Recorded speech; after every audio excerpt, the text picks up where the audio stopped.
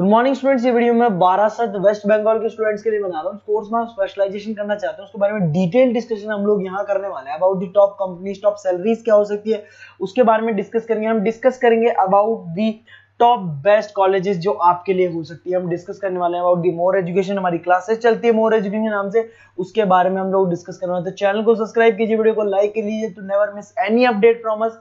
Thank you. ये video मैं उन स्टूडेंट्स के लिए बना रहा हूँ those who are planning for MBA का प्लान कर रहे हैं, टॉप 20 स्कूल से प्लान कर रहे हैं।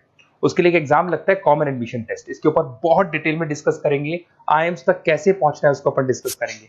इसके अंदर कैट एग्जाम की इंपॉर्टेंट डेट्स, कैट एग्जाम क्या होता है, एग्जामिनेशन पैटर्न क्या है, एलिजिबिलिटी क्या है, एग्जामिनेशन स्ट्रेटजीज क्या है, कैसे आपको एग्जाम देना चाहिए, आईएम्स तक पहुंचेंगे तो उसके कट ऑफ क्या होंगे और नॉन आईएम्स कॉलेज के कट ऑफ क्या होंगे, सब डिस्कस करेंगे।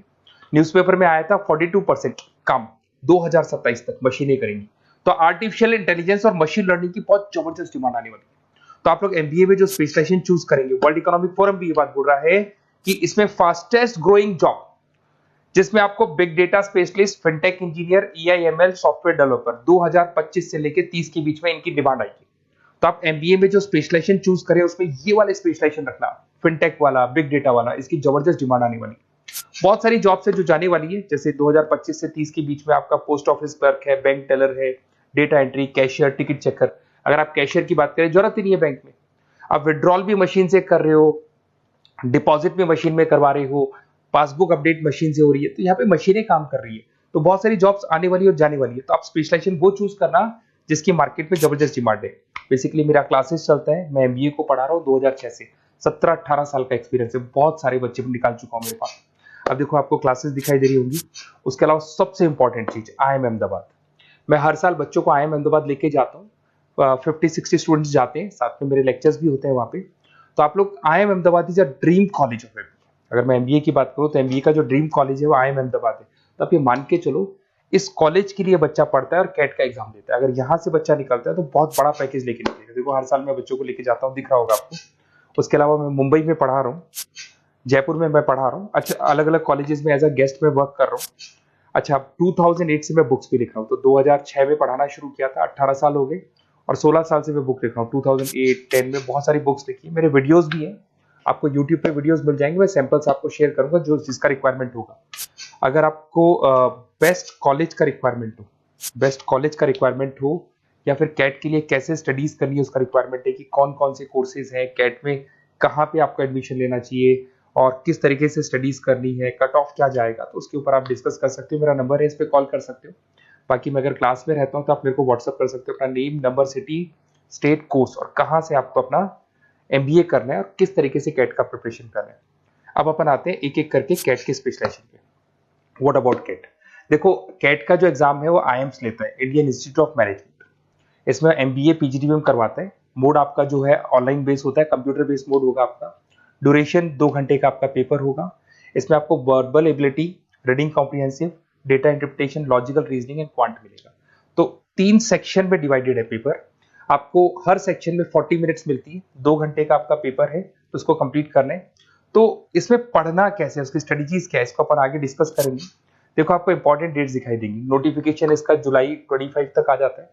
उसका रजिस्ट्रेशन अगस्त में स्टार्ट होते हैं, सितंबर में आपका लास्ट डेट है, एडमिट कार्ड अक्टूबर में आता है, नवंबर में लास्ट संडे, जो लास्ट संडे होता है नवंबर का, उस दिन एग्जाम लगता है इसका, और जनवरी तक रिजल्ट आ जाता है। अब देखो इसमें बहुत सारी चीजें जो अपन डिस्कस करेंगे। टोटल इसमें 66 मार्क्स का पेपर होता है, वेरी भी करता है थोड़ा बहुत। 40 मिनट्स पर सेक्शन को मिलता है। इसके अंदर आपका इंग्लिश है, रीजनिंग है, क्वांट है, इनके लिए अलग अलग टाइम मिलता है। 1/3 इसमें नेगेटिव मार्किंग रहती है। मतलब अगर आपने कोई किसी ऑप्शन बेस्ड क्वेश्चन को तुक्का मारने की कोशिश की तो 1/3 कट जाएगा। एमसीक्यूज में नेगेटिव होता है और बाकी जो सेक्शनल कट ऑफ जरूरी है इसके अंदर। मतलब ऐसा नहीं है कि आपका इंग्लिश में स्कोर आ गया, मैथ्स में नहीं आया, डीआई में नहीं आया तो सिलेक्शन नहीं होगा। इंडिविजुअल आपका इंग्लिश में भी आना चाहिए, मैथ्स में भी आना चाहिए, डेटा इंटरप्रिटेशन में, तीनों में आना चाहिए आपका। और एमसीक्यूज में जो नेगेटिव मार्किंग है एमसीक्यूज के लिए होगा, नॉन एमसीक्यूज के लिए नेगेटिव मार्किंग नहीं होता है। उसके अलावा अगर मैं एलिजिबिलिटी की बात करूं तो जनरल का अगर स्टूडेंट है तो 50% मार्क्स चाहिए। अगर आपका 50% से कम है, you are not eligible to give the CAT examination.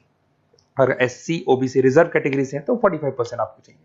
देखिए, और एज लिमिट नहीं है, कोई भी बच्चा एग्जाम दे सकता है। फाइनल ईयर का स्टूडेंट दे सकता है, फाइनल ईयर होने के बाद भी वो एग्जाम दे सकता है।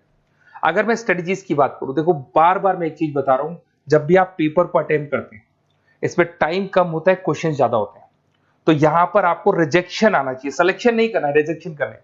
बहुत सारे ऐसे क्वेश्चन होते हैं बहुत ईजी है, उसमें 4 से 5 मिनट खराब हो गए और आपने उसका राइट आंसर निकाल दिया।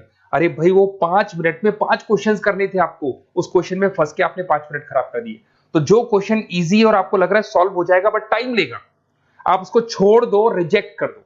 वो क्वेश्चंस करने हैं जिसमें टाइम कंज्यूमिंग कम होता है।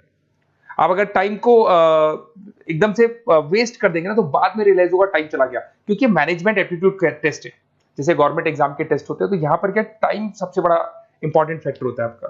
तो बेसिकली एक्यूरेसी होना चाहिए, स्पीड होना चाहिए और आपका टाइम बैलेंस होना चाहिए, और साथ के साथ कौन सा क्वेश्चन छोड़ना है और कौन सा करना है।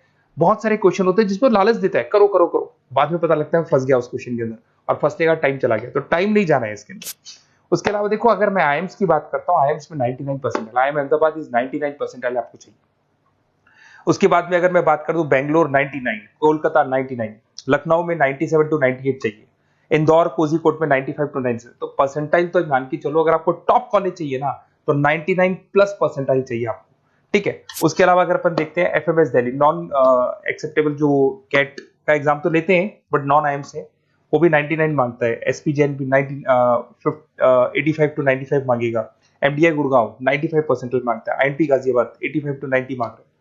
तो कॉलेजेस तो बहुत हैं, और ये मान के चलो आप 80 से लेके 99 के बीच में अगर आ जाते हो तो आपको टॉप 20 स्कूल्स मिल जाएंगे। अगर आईएम्स भी नहीं मिलता है तो उसके नीचे के स्कूल्स मिल जाएंगे।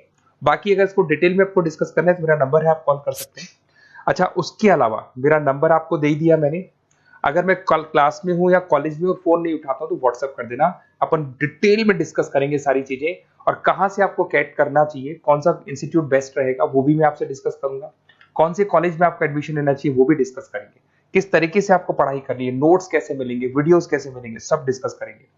Okay, best of luck for your CAT examinations. और कोई कॉलेज से रिलेटेड क्वेरी है तो वही आप मेरे को कॉल कर सकते हैं। Okay, best of luck.